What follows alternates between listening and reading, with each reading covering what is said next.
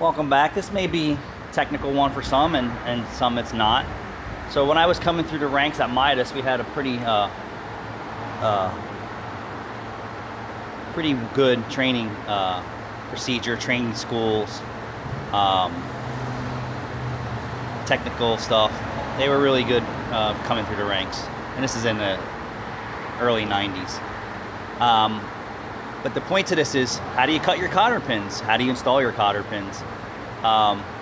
So if there's a lot of different guys in the shop and you know you're helping or you're bouncing in and out and you're not really sure, one is to teach everyone to do it all the same way. But here's my favorite method. All right, so you stick it through, fold one over and cut it clean. And I'll show you another method that I do, which is I reuse the old one and I put one leg through and then I folded the other leg over and like a castle nut. So it's folded here, it's folded there.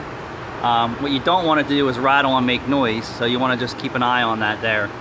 I'm going to tighten that up just a little bit more, but you're definitely not going to hear that. Once you start rotating this centrifugal force is going to make it pin itself. But yeah, what do you guys do for cotter pins? I mean, I've even used wire for cotter pins, you know. Just anything to keep that bolt from backing itself off.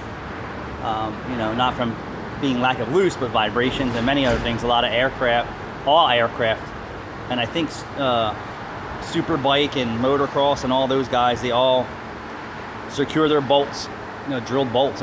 They drill holes in them and they wire them so they can't vibrate loose and spin off. But yeah, that's my favorite method there. What's yours? Thanks for watching.